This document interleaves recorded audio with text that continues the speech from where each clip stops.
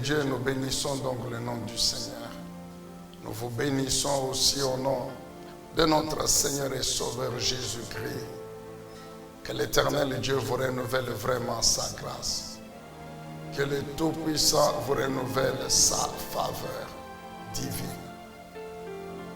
Aujourd'hui encore et dans les jours à venir, que l'œuvre miraculeuse de la puissance, de la grâce de Dieu continue à opérer dans vos vies et à apporter ces nouvelles choses, ces choses dont la Bible parle, que l'œil de l'homme n'a jamais vu, que l'oreille de l'homme n'a jamais entendu parler. Ces choses qui ne sont point montées au cœur des hommes, mais que Dieu fait. Alors que ces choses soient accomplies dans vos vies par la puissance du Saint-Esprit, afin que vos vies changent. Une fois de plus, nos compassions aux familles de tous nos bien-aimés qui peuvent se retrouver en deuil ou éprouver d'une manière ou d'une autre. Que la compassion et la consolation de notre Dieu puissent opérer encore davantage dans vos vies afin d'apporter la délivrance dans vos vies, afin d'apporter cette victoire de la vie de Dieu sur la puissance de la mort. Que Dieu soit loué, que Dieu soit béni. Alors pour aujourd'hui, nous continuons à parler, à écouter le Seigneur sur cette pensée grandiose de l'année que nous avons tirée de Jean chapitre 10, versets 10 et 11. Vous avez compris, il s'agit de la vie du bon berger, cette vie qu'il est venu donner à ses brebis, c'est-à-dire aux chrétiens, pour que ceux-ci la vivent, et la vivent non pas n'importe comment, mais la vivent en abondance.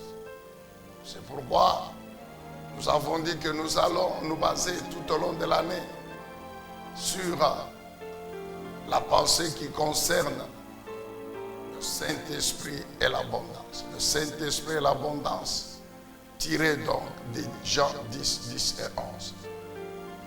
Et nous sommes en train de parler, pour ceux qui suivent, sur le travail spirituel de l'homme intérieur et l'abondance que ce travail apporte dans la vie. Le travail spirituel de l'homme intérieur. Nous savons tous que l'homme intérieur, c'est l'esprit de l'homme et l'âme qui lui est associée. L'esprit de l'homme et l'âme qui lui est associée. C'est ça l'homme intérieur dont il est question, l'esprit de l'homme et l'âme qui lui est associée. C'est ça l'homme intérieur, spirituel.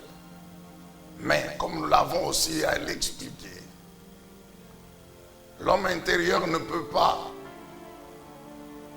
accomplir sa responsabilité, sa charge, sans s'appuyer sur les organes de l'homme extérieur, c'est-à-dire du corps. Donc, lorsque nous parlons du travail de l'homme spirituel, il faut comprendre qu'en fait, c'est un travail qui implique l'homme tout entier. Car le travail de l'homme intérieur, l'esprit et l'âme qui lui associent, au fait, lui amène la vie. C'est par ce travail que cet homme vit la vie de Dieu. C'est par ce travail que cet homme intérieur vit la vie du bon berger, comme nous avons compris. Alors, et comme la mission de l'homme spirituel, de l'esprit, c'est de pouvoir recevoir cette vie du bon berger et la communiquer à l'âme et au corps. Donc, le corps se retrouve aussi impliqué dans ce processus. C'est pourquoi nous disons que le travail de l'homme spirituel automatiquement engage l'être tout entier. Est-ce qu'on peut dire Amen? Donc le travail spirituel de l'homme intérieur. Bien-aimés, prenez besoin que nous revenions encore sur les différentes activités qui compose, qui constitue ce travail de l'homme spirituel, de l'homme intérieur. Vous vous souvenez, c'est en fait la vie de cet homme consacré totalement à Dieu. La vie de cet homme consacré totalement à notre Dieu. Vous n'avez besoin de vous rappeler encore que dans cette consécration, il y a l'obéissance à la parole de Dieu, la mise en pratique des préceptes, des commandements de l'Éternel. Il y a des sacrifices spirituels à offrir à Dieu. Vous rappelez de notre identité. Nous sommes des rois et des sacrificateurs, c'est-à-dire des serviteurs de l'Éternel. Et notre responsabilité, c'est exercer le sacerdoce tous les jours. Comment? En servant l'Éternel. Comment? En lui offrant des sacrifices spirituels tous les jours. Vous rappelez, parmi ces sacrifices, bien sûr, il y a l'obéissance à la parole de Dieu. Il y a les sacrifices de louange. Il y a la vie qui est une adoration. Rappelez-vous, en esprit, en vérité. Il y a la prière. La prière est un sacrifice spirituel. D'ailleurs, nous y reviendrons à la fin de ce message pour rappeler cette puissante journée de jeûne et prière que nous organisons demain, vendredi, dans notre église. Mais il y a l'écoute de la parole de Dieu. Bien-aimés dans le Seigneur, soyez bénis, vous qui écoutez encore cette parole maintenant ou à une autre partie de la journée quand ce message sera rediffusé ou dans les jours à venir. L'écoute de la parole de Dieu, c'est un sacrifice que l'homme spirituel, l'esprit et l'âme offrent à Dieu, bien sûr s'appuyant sur les organes du corps. Oh bien-aimé dans le Seigneur, il y a une liste, une longue liste des sacrifices spirituels. C'est pourquoi nous enchaînons donc après les sacrifices de louange, adoration, prière, l'écoute, la méditation de la parole. Nous enchaînons toujours dans le cadre du travail de l'homme intérieur. C'est ainsi que continuons à parler toujours des activités qui composent le travail de l'homme spirituel. Nous commençons à parler, nous commençons cette partie qui concerne les béatitudes. Qui concerne les béatitudes. Et vous avez compris qu'il s'agit donc de Matthieu chapitre 5. Nous répétons pour une bonne compréhension dans le cadre des activités qui composent le travail de l'homme spirituel. Il y a les béatitudes. Donc, après les autres activités dont nous avons parlé, que je viens de vous résumer, nous continuons donc avec les béatitudes. Alors, nous prenons donc, nous ouvrons nos Bibles, nous sommes dans l'évangile de Matthieu au chapitre 5. Évangile de Matthieu chapitre 5. Nous lisons la parole de notre Seigneur.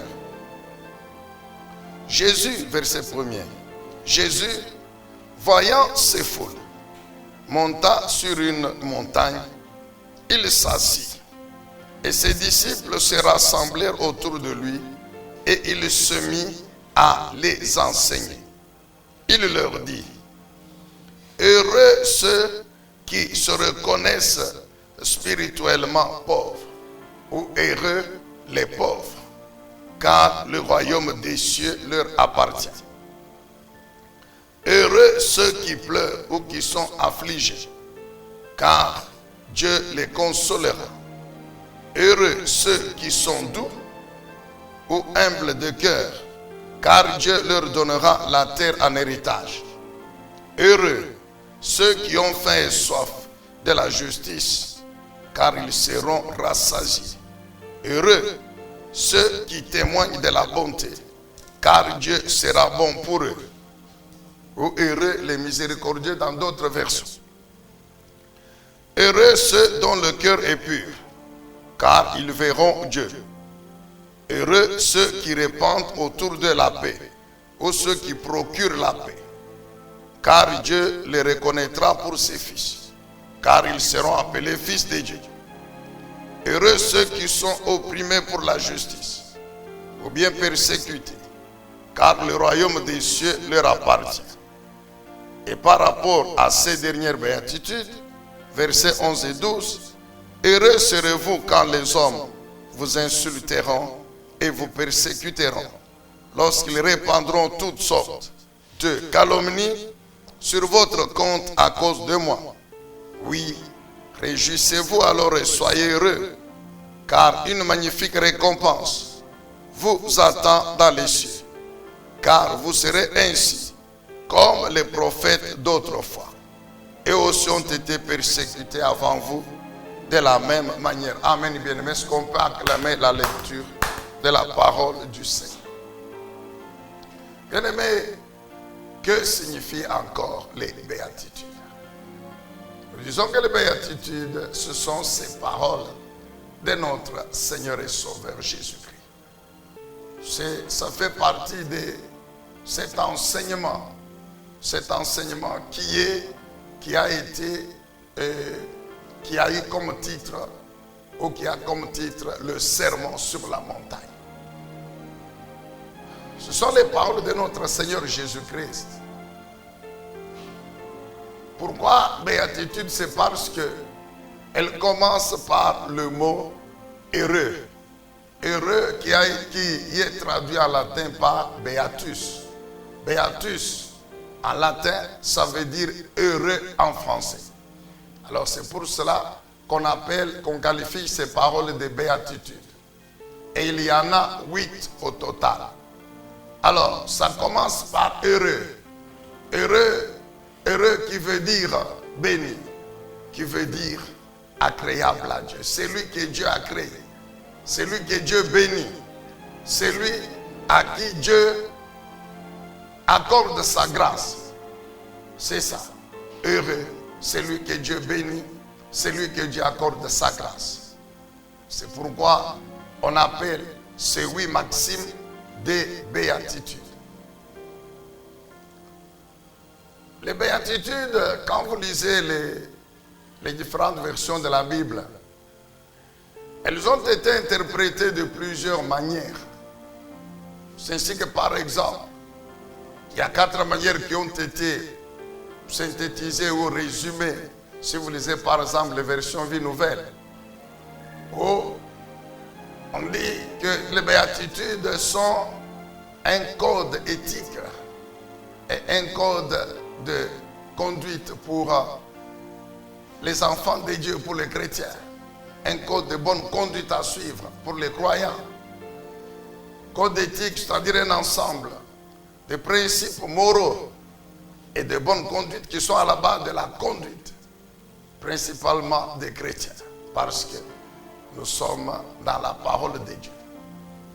Elles ont été interprétées aussi comme étant un ensemble de valeurs spirituelles et béatitudes. Elles opposent les valeurs spirituelles éternelles du royaume de Dieu. Les valeurs spirituelles, les valeurs éternelles du royaume de Dieu qui sont opposées aux valeurs temporelles du monde. Elles opposent la foi superficielle des pharisiens à la foi véritable, réelle, prêchée par Jésus-Christ. En fait, les béatitudes ont été interprétées comme démontrant les attentes de l'Ancien Testament, mais qui sont exprimées et accomplies dans la Nouvelle Alliance. Bref, de ces diverses interprétations, on peut retenir 2 qui sont importantes. C'est que c'est un code de bonne conduite. Les béatitudes sont vraiment un code éthique, un ensemble de principes, des valeurs spirituelles qui doivent caractériser les chrétiens. Elles opposent, elles comprennent des valeurs éternelles du royaume de Dieu qui sont en opposition aux valeurs temporelles qui caractérisent le monde. Les béatitudes, toujours dans cette introduction bien-aimée, On peut les comprendre. Donc, ce sont des attitudes.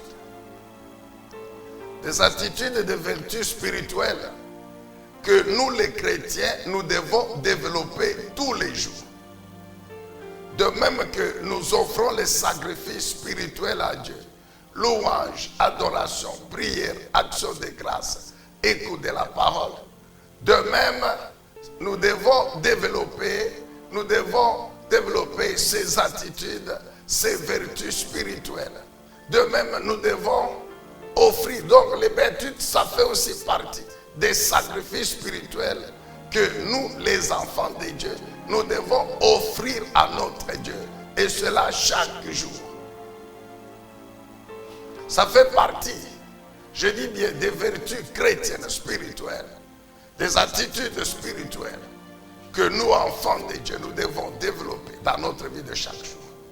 Elles font partie des sacrifices spirituels que nous devons offrir à notre Dieu, cela tous les jours. Les béatitudes, bien-aimés, constituent un tout. C'est-à-dire, ça constitue un seul ensemble. Ces vertus sont dans un tout. Nous avons dit qu'elles sont au nombre de 8. Et ces 8 béatitudes constituent un tout. C'est-à-dire que nous devons les développer. Nous ne pouvons pas dire, personne ne peut dire que moi, de toute façon, sur les 8, chaque jour, je suis déjà parvenu à développer 4. Ça me suffit. Les 4 autres, je les mets de côté. Il y en a qui peuvent dire, moi, déjà, je suis à 7. La 8e là-bas. Non, bien aimé. Elles font partie. Nous comprendrons par la suite qu'elles font partie non seulement de notre identité, mais aussi des obligations qui sont liées à cette identité. Alléluia. Amen, bien-aimé dans le ciel. Donc, nous disons que les béatitudes font partie de notre identité. C'est un tout. Lorsque nous allons dans Galates chapitre 5, le verset 22, nous connaissons, nous pouvons lire Galates 5, 22, puisque nous parlons des vertus spirituelles, des valeurs qui nous caractérisent. Nous les chrétiens. Galates chapitre 5, le verset 22, nous connaissons. Ce sont quoi? Ce sont les 9 vertus du fruit de l'esprit. Les 9 vertus du fruit de l'esprit. Galates 5, 22. La Bible dit, mais le fruit de l'esprit, c'est l'amour. L'amour, la joie, la paix, la patience, l'amabilité, la bonté, la fidélité, la douceur, la maîtrise de soi, ou la tempérance, les 9 vertus du fruit de l'esprit. Nous avons déjà compris qu'il s'agit des vertus que le Saint-Esprit développe dans nos vies, nous les chrétiens. C'est pourquoi vous ne pouvez pas retrouver ces 9 vertus dans les vies des païens, non. Parce que les païens n'ont pas l'Esprit de Dieu. Les incrédules n'ont pas le Saint-Esprit de Jésus-Christ. Par conséquent, ils ne peuvent pas développer ces vertus dans leur vie. Donc les 9 vertus du fruit de l'Esprit Saint caractérisent les vies des chrétiens. Et nous savons que personne ne peut dire sur les 9, moi j'ai pris 2, sur les 9, je suis déjà parvenu à développer 5, les 4 autres là, ce n'est pas mon problème. Non, bien aimé, c'est un tout. Et nous avons l'obligation de les développer tous les jours. Donc chaque fois que l'opportunité est là pour que je développe telle vertu, je développe. Chaque fois qu'il y a une situation pour que je développe la tempérance, la maîtrise de soi, je développe. Chaque fois. Donc la douceur doit faire partie de ma vie. Bien aimé, les 9 vertus du fruit de l'esprit, de même que les 8 béatitudes. Vous allez voir que ce sont donc, comme j'ai dit, donc des vertus spirituelles qui font partie de notre identité et par conséquent de nos obligations en tant que telles. Alléluia. Que Dieu soit loué, que Dieu soit béni. Et nous allons comprendre, surtout pour les béatitudes, leur importance en ce qui concerne la bénédiction de nos vies. Donc, nous disions que les 8 béatitudes sont des attitudes qui constituent un tout. Dans ces 8 béatitudes, il y a des sacrifices à offrir à Dieu, il y a des vertus ou des attitudes spirituelles qui sont liées à notre être, à notre identité. Il y a des sacrifices, c'est-à-dire des choses à faire. Amen, bien-aimés dans le Seigneur. Aussi à subir. Que Dieu soit loué, que Dieu soit béni. Oui, bien-aimés dans le Seigneur. Chaque béatitude montre le chemin du bonheur. Chaque béatitude montre le chemin du bonheur.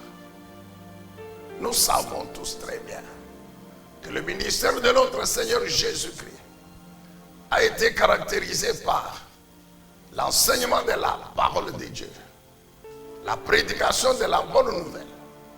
Le Seigneur non seulement prêchait la bonne nouvelle, c'est-à-dire qu'il déclarait, qu'il montrait, qu'il proclamait les bénédictions qui sont liées, les bienfaits, les bénédictions qui sont liées à la vie des enfants, membres du royaume de Dieu, mais il enseignait aussi, c'est-à-dire il montrait les voies à suivre pour hériter effectivement de cette bénédiction. C'était ça l'objectif de l'enseignement de la parole de Dieu par notre Seigneur Jésus-Christ. Et les béatitudes sont un exemple, un puissant exemple, qui illustre cela, qui confirme cela, qui appuie cela. Jésus enseignait la parole de Dieu. C'était pour montrer les voies à suivre, pour hériter des bénédictions du royaume. C'est vrai, la Bible atteste que pour tous ceux qui croient en Jésus-Christ, ils deviennent membres du royaume de Dieu. Et étant devenus membres du royaume de Dieu, ils vont donc jouir de toutes les bénédictions liées à ce royaume. Il y a parmi ces bénédictions, la plus grande, c'est la vie éternelle, ou l'éternité avec notre Dieu dans son royaume, dans le ciel. Mais le Seigneur Jésus s'était aussi employé à montrer par l'enseignement de la parole de Dieu ce qu'il fallait faire pour que cette bénédiction, amen peuple de Dieu, pour que cette bénédiction soit effective. C'est pourquoi nous disons que les béatitudes montrent le chemin de la bénédiction. La voie qu'il faut suivre. Et c'est sur cette voie que Dieu a placé la bénédiction. Chaque béatitude est une voie spécifique. Chaque béatitude est un chemin particulier. Et lorsque vous le suivez, automatiquement, vous finirez par rencontrer la bénédiction qui est aussi spécifique. Donc, les béatitudes montrent ce qu'il faut faire. C'est pourquoi nous avons dit les attitudes ou les vertus spirituelles qu'il faut développer. Donc, j'ai dit, elles montrent ce qu'il faut faire. Ce qu'il faut faire, ce sont les attitudes, ce sont les vertus qu'il faut développer, ce sont les sacrifices qu'il faut offrir à Dieu. Mais elle montre aussi ce qu'il faut être dans son identité. Elle montre les vertus que nous devons développer dans notre identité, ce qu'il faut être. Donc elle montre ce qu'il faut faire, elle montre ce qu'il faut être, mais elle montre aussi ce que nous avons à subir. Il n'y a pas que des choses qui sont liées à notre identité et que nous devons développer. Il n'y a pas que des choses qui sont liées à nos obligations, c'est-à-dire ce que nous devons faire. Mais dans les béatitudes, nous trouvons aussi des choses qui sont liées à ce que nous devons subir. C'est comme la persécution, par exemple. La persécution, on subit. Il y a des souffrances, des persécutions qu'en tant que chrétiens, nous avons à subir de la part du monde. Mais la douceur fait partie de l'identité. Ce qu'il faut être, que nous devons développer. La pauvreté en esprit, je voulais dire. La pauvreté en esprit, ça fait partie de l'identité de ce que nous devons être. Mais procurer la paix, ça fait partie des choses qu'il faut faire. Exercer la bonté, ça fait partie des choses qu'il faut faire. Amen, bien-aimés dans le Seigneur. Nous sommes toujours dans cette partie introductive. Donc, nous avons dit que chaque béatitude montre le chemin du bonheur. Ou le chemin qui conduit à la bénédiction. Et quand vous lisez attentivement, à chaque béatitude correspond une bénédiction spécifique. Alléluia. Il y en a 8. Donc, du verset, donc Matthieu 5, nous avons lu, verset 3 jusqu'au verset 12. Vous avez 8 chemins du bonheur. 8 voies de la bénédiction. Quand vous suivez ces voies, je répète, pour une bonne compréhension, vous aurez cette bénédiction. Et lorsque vous examinez toutes ces bénédictions qui sont liées, contenues, décrites dans ces béatitudes, vous vous rendrez compte, bien-aimés, qu'il s'agit ni plus ni moins que de l'abondance.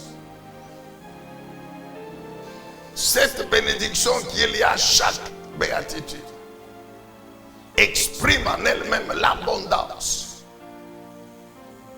Exprime l'abondance. Amen, bien-aimés dans le Seigneur. 8 béatitudes, 8 voies, 8 chemins qui conduisent à la bénédiction et 8 bénédictions spécifiques. Ce qui fait que revenant à ce que nous avons dit au début, lorsque chaque jour nous développons toutes ces vertus, nous offrons à Dieu tous les sacrifices qu'il faut faire, nous subissons ce qu'il faut subir à cause de notre foi en Jésus-Christ. Oh bien-aimé peuple de Dieu, l'ensemble de ces bénédictions, oui, viennent aussi dans notre vie, affectent notre vie. Que Dieu soit loué, que Dieu soit béni. Est-ce qu'on peut dire amen, acclamer encore le Seigneur? Notez bien cela, bien-aimé, qu'à chaque béatitude, à chaque chemin du bonheur, correspond une bénédiction spécifique. Et cette bénédiction, lorsqu'on l'examine en profondeur, vous comprenez qu'il s'agit ni plus ni moins que de cette abondance dont nous avons parlé. Qu'il s'agit ni plus ni moins que de cette abondance. Alors que le Saint-Esprit puisse nous aider, de même que tous les jours. Ah bien aimé, Dieu il est bon. C'est ce que vous allez voir. Que cette personne, ce chrétien, qui se soumet au Saint-Esprit, qui lui obéit et qui reçoit du Saint-Esprit la puissance, la capacité de développer les 9 vertus des Galates 5, 22,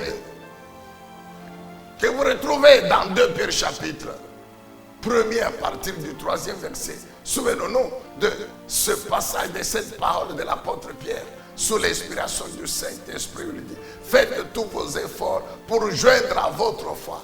Voyez, donc, vous dites que vous croyez en Jésus-Christ, très bien. Mais il faut justifier cette foi par des vertus. Et c'est ça. Vous allez retrouver les mêmes vertus. Donc, pendant que par le Saint-Esprit, nous développons les vertus des Galates 5, 22, de 2 Pierre 1, 3 et la suite. En même temps, bien-aimés, nous sommes en train de développer les béatitudes. Nous sommes en train de suivre le chemin du bonheur. Car, comme nous avons dit, vous retrouvez les mêmes vertus. Que ce soit dans Galates 5, 22, vous retrouvez les mêmes vertus, comme la maîtrise de soi, la douceur, nous allons voir, expliquer les doux. Mais ce sont des gens qui ne sont pas violents.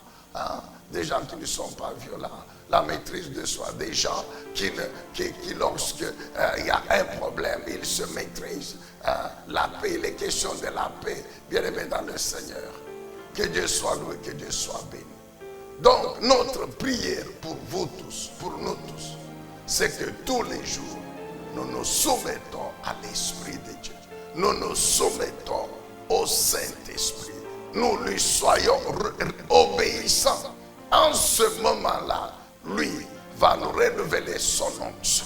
Le Saint-Esprit de Jésus-Christ va nous révéler sa puissance qui nous rend capables de développer les vertus spirituelles, comme j'ai dit bien, les 9 vertus du fruit de l'esprit, comme les 8 béatitudes. Et quand nous les développons, nous marchons sur la voie de la bénédiction. Quand nous développons ces vertus, nous marchons sur la voie de la bénédiction et absolument, nous ne pouvons que jouir, entrer en possession de ces bénédictions.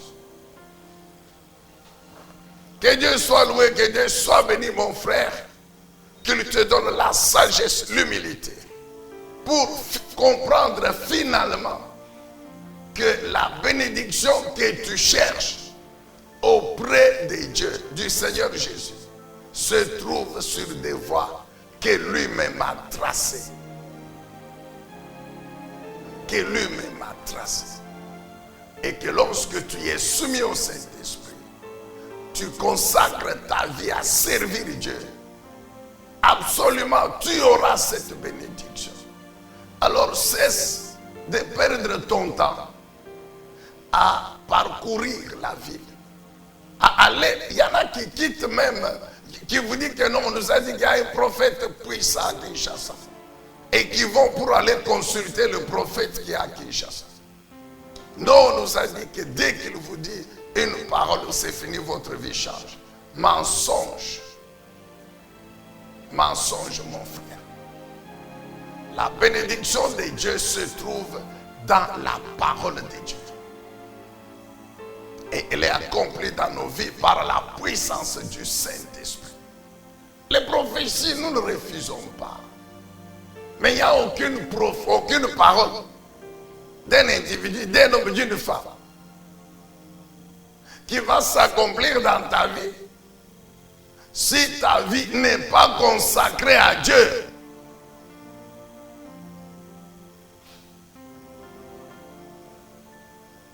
Il y a, mon frère, le royaume de Dieu et la bénédiction du royaume de Dieu, c'est pour les enfants de Dieu. Les enfants de Dieu sont ceux qui ont cru véritablement en Jésus-Christ, qui sont nés de Dieu par la puissance de la parole de Dieu, du Saint-Esprit. C'est-à-dire qu'ils sont nés d'en haut. Relis bien Jean chapitre 3, l'enseignement sur la nouvelle naissance. Le Seigneur Jésus dit quoi à Nicodème? Vous devez naître d'en haut, du ciel. Ainsi vous devenez enfants de Dieu, membres du royaume de Dieu. Donc vous devenez des citoyens du ciel. Et ainsi vous pouvez jouir de la bénédiction du royaume de Dieu quand vous devenez membre. Et lorsqu'on devient membre du royaume de Dieu, dans le royaume, nos vies, c'est la vie du bon berger. Parce que c'est lui qui nous a engendrés. Jean 10, 10 et 11. C'est lui qui nous a engendrés. C'est lui qui nous fait entrer dans le royaume. Et si réellement nous sommes conséquents dans notre foi, nous devons nous soumettre aux principes du royaume. Dans le royaume de Dieu, il y a une charte, il y a une constitution. C'est la parole de Dieu. Et donc lorsque nous conformons nos vies à cette parole, en ce moment-là, nous vivons effectivement la vie du bon berger. Et en ce moment-là, le bon berger qui est le Seigneur Jésus-Christ, le Dieu Tout-Puissant, il va donc s'impliquer dans nos vies, s'engager à bénir nos vies. Alléluia. Amen, bien-aimés dans le Seigneur. Lorsque, vous ne croyez pas en Jésus, ou bien vous avez cru un jour, mais votre foi n'est plus démontrée par la pratique des vertus spirituelles. Cette foi ne va pas vous amener au sein à la bénédiction de Dieu, s'il vous plaît. Cette foi-là ne va pas vous amener au sein de la bénédiction de Dieu. Vous n'avez qu'à bien relire Jacques chapitre 2. Vous allez comprendre de quelle foi nous parlons. La foi qui sauve effectivement, qui amène effectivement la bénédiction de Dieu. Donc vous pouvez consulter les prophètes comme vous voulez. Mais retenez que si vous n'êtes jamais né de nouveau, si vous n'avez jamais reçu Jésus-Christ dans votre vie, c'est que votre vie n'est pas la vie du bon berger. Et même si le soi-disant prophète proclame comment, même s'il monte, vous le voyez bien, il monte, puis il descend, il monte, il descend. Il n'y a rien qui arrivera dans votre vie. Car si c'est Dieu qui lui parle, mais Dieu n'est jamais en dehors de ses principes. C'est comme les béatitudes de mon frère. Donc ça ne sert à rien de faire des déclarations sur la bénédiction de Dieu si on est en dehors du chemin. Amen, bien-aimés. Prenons une autre comme exemple. Jésus dit quoi? Heureux ceux qui ont fait un soif de la justice, car ils seront rassasiés. Je peux très bien prendre juste rassasié. La Bible dit qu'en tant qu'enfant de Dieu, Dieu nous rassasie. Et je commence à développer ce que veut dire rassasier. Tout ce que vous voulez là, vous allez vous mettre debout, vous allez acclamer. Il y en a même qui vont rouler par terre. Mais si je ne vous parle pas sur la condition à remplir pour que cette bénédiction-là soit effective, il n'y a rien qui arrivera dans votre vie. Alors maintenant, qu'est-ce qu'il faut faire? Ce qu'il faut faire, c'est passer le temps à faire des déclarations sur rassasié. Ou bien, c'est passer le temps à comprendre le chemin qui mène à cette bénédiction. C'est passer le temps à faire ce qu'il faut faire. C'est-à-dire quoi? Avoir fait et soif de la justice. Alors un homme sage, intelligent, il fournira tous ses efforts. Il consacrera tout son temps à comprendre ce que avoir fait et soif de la justice et à le pratiquer. C'est ça, suivre le chemin du bonheur. Et lorsque j'ai fait cela, même si je ne déclare pas la bénédiction qui s'ensuit, mais comme Dieu il est fidèle, cette bénédiction arrivera absolument dans ma vie. Car c'est sur le chemin que Dieu a mis. Donc quiconque suit le chemin du bonheur finit par avoir le bonheur. Dites amen, bien-aimé. Quiconque suit la voie de la bénédiction, il finit par trouver la bénédiction. Même s'il ne la déclare pas tout au long de la journée. Oh mais que le Dieu Saint-Esprit nous aide. Mon frère, c'est bien. Mais tu es malheureux. Toi qui continues à croire que ta vie sera bénie, transformée par Dieu, juste à la suite d'une déclaration d'un prophète. Au lieu de faire ce que tu dois faire. Bien-aimé, la Bible déclare, souvenons-nous toujours de Proverbe 16, verset 20. Proverbe 16, 20, je crois. La Bible dit quoi?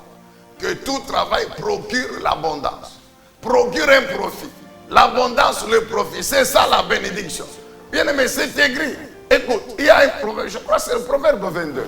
Je ne me rappelle pas très bien du verset. Mais dans ce proverbe, il dit quoi? Dieu dit, j'ai mis des maximes par écrit des principes, des lois par écrit. Les maximes, les principes, les lois. C'est ça le chemin du bonheur. Dieu dit, je les ai mis pour que tu puisses réfléchir là-dessus. Souviens-toi de l'enseignement sur le travail de l'âme, de l'âme, sur la réflexion.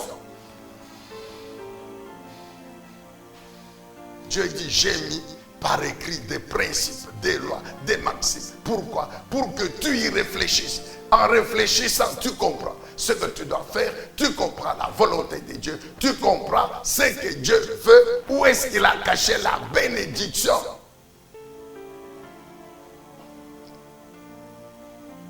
Amen, bien-aimés dans le Seigneur. Que Dieu soit loué, que Dieu soit béni. Que le Saint-Esprit nous aide tous à comprendre cela. Passons notre temps, bien-aimés, à développer ces vertus, à consacrer nos vies à Dieu, à offrir à Dieu ce type de sacrifice comme les béatitudes. Chaque fois que nous le faisons, si elles caractérisent notre vie, absolument, nous aurons le bonheur, la bénédiction que nous cherchons tous les jours. Et comme nous sommes en train de comprendre que quand on parle de bénédiction de Dieu, absolument il y a l'abondance. Ah, bien-aimés dans le Seigneur, nous vivrons cette vie en abondance que notre bon berger est venu nous donner sur la terre. Est-ce qu'on peut acclamer encore le Seigneur Dieu Tout-Puissant?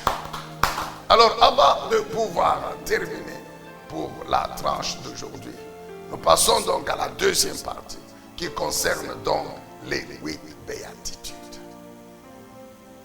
Les 8 chemins du bonheur et les 8 bénédictions qui y sont associées. Alors nous revenons au verset 3. Le verset 3 dit quoi? Heureux ceux qui se reconnaissent spirituellement pauvres, car le royaume des cieux leur appartient. Donc la première béatitude, ce sont les pauvres en esprit. Ici, c'est une béatitude, c'est une vertu qui est liée à notre identité. À notre identité. Bien sûr aussi à l'obligation, car cette identité, nous devons l'exprimer, nous devons vivre. Nous devons la témoigner. C'est encore quoi heureux les pauvres à l'esprit. Nous allons passer un peu rapidement, mais nous reviendrons avec force de détail dans les prochaines émissions. Heureux les pauvres à l'esprit. Ceux qui sont spirituellement pauvres. Ce sont ces personnes qui sont dépourvues d'arrogance spirituelle.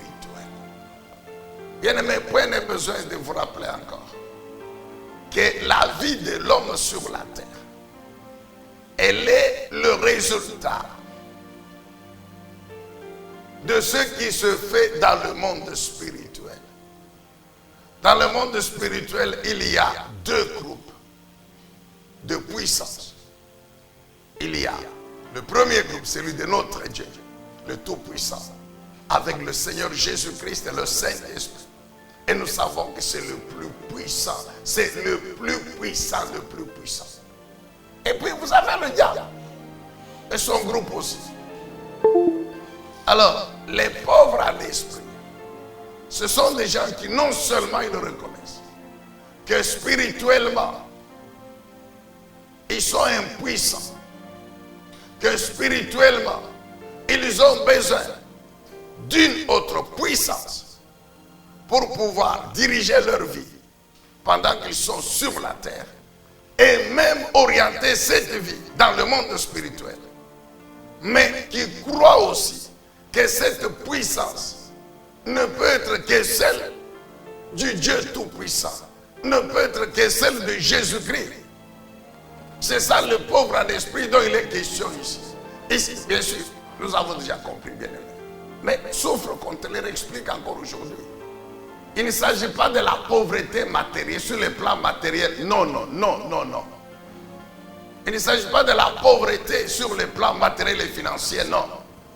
Ici, il s'agit de ces personnes qui se reconnaissent impuissants spirituellement par eux-mêmes. Non seulement se reconnaissent impuissants spirituellement par eux-mêmes, ne sont pas arrogants sur le plan spirituel. Hein? Les arrogants sont ceux qui s'étapent sur la poitrine. Moi. Non. Mais ce sont ces personnes aussi qui reconnaissent que cette puissance spirituelle dont ils ont besoin pour leur vie. Alléluia.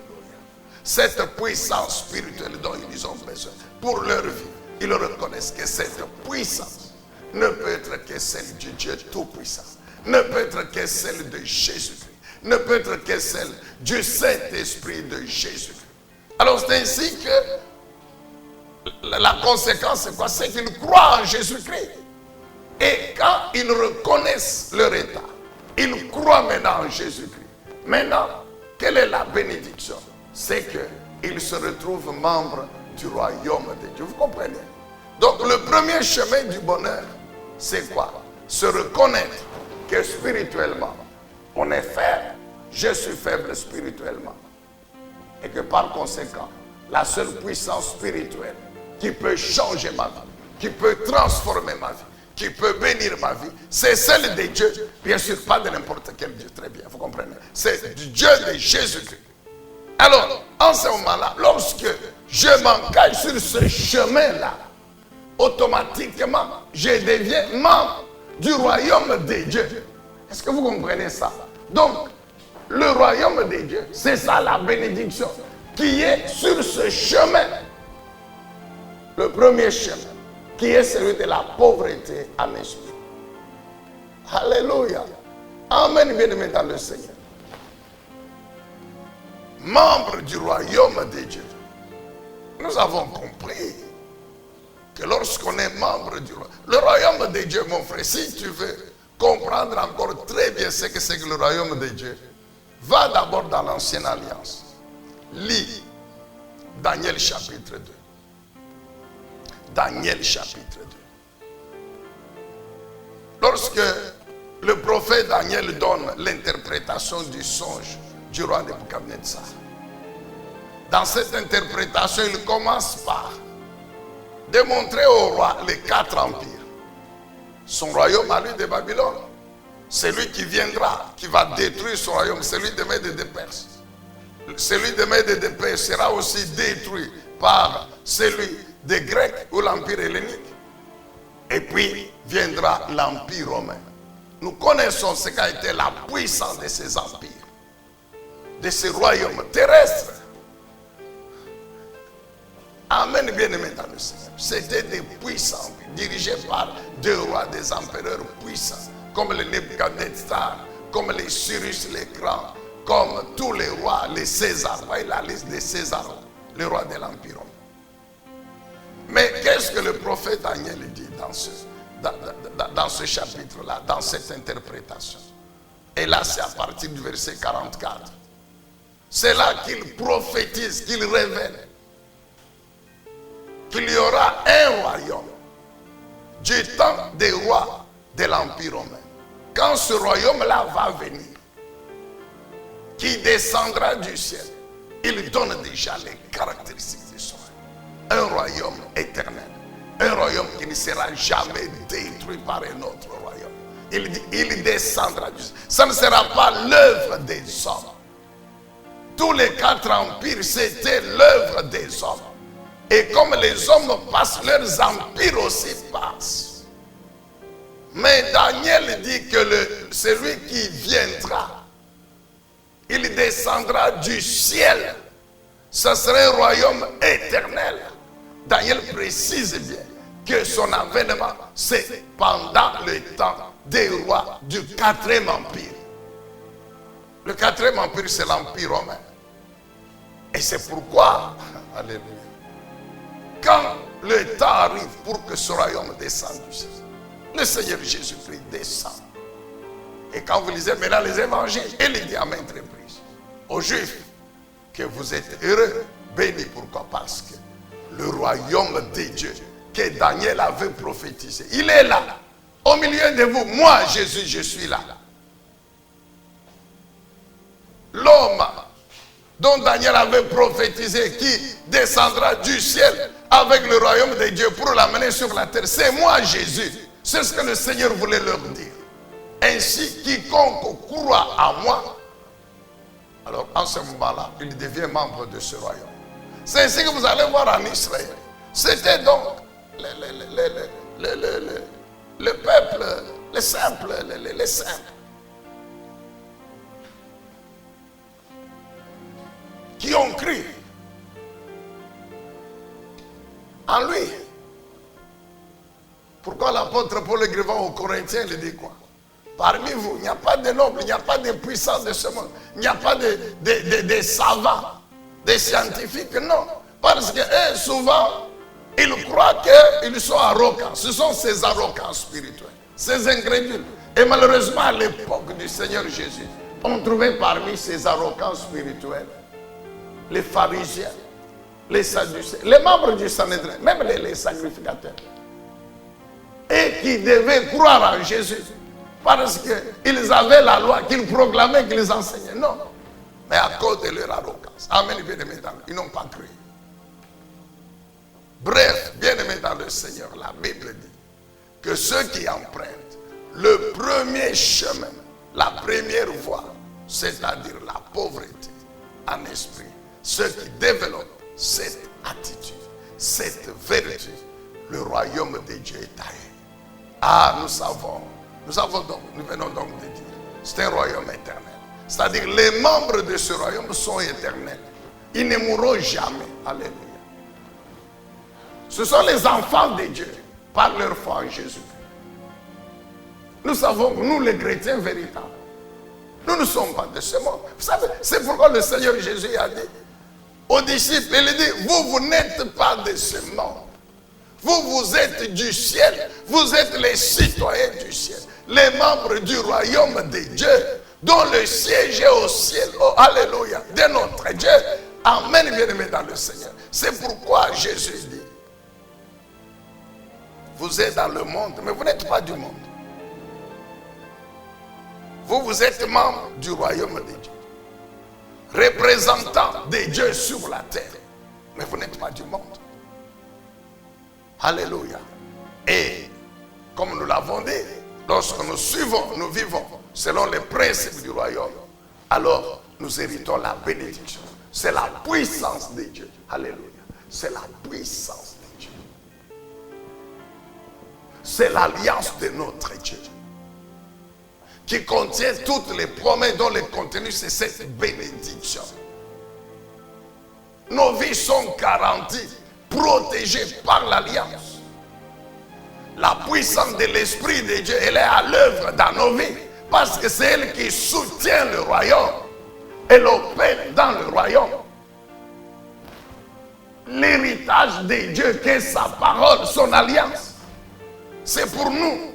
Et le Saint-Esprit, tous les jours, déploie sa puissance pour nous faire entrer en possession de cet héritage. C'est pourquoi nous allons encore vous le signifier. Les béatitudes sont encadrées. Toutes ces bénédictions sont encadrées. La bénédiction de la première béatitude, c'est le royaume de Dieu. La bénédiction de la 8e béatitude, c'est encore le royaume de Dieu. Amen, bien-aimés dans le Seigneur. Que Dieu soit loué, que Dieu soit béni. Est-ce qu'on peut acclamer le Seigneur Dieu Tout-Puissant? Nous sommes donc arrivés à la fin de notre tranche d'aujourd'hui. Nous avons commencé par parler. Nous continuons à parler, je voulais dire, du travail spirituel de notre homme intérieur. Et aujourd'hui, dans la suite, nous parlons des béatitudes. Que Dieu soit loué, que Dieu soit béni. Que le Saint-Esprit nous aide à comprendre encore cet enseignement et à le mettre en pratique. Alléluia. Et nos vies seront absolument bénies. Que Dieu soit loué, que Dieu soit béni. Est-ce qu'on peut acclamer encore le Seigneur Dieu Tout-Puissant? Que son nom soit loué, que son nom soit béni. La semaine prochaine, nous allons continuer cet enseignement sur les béatitudes.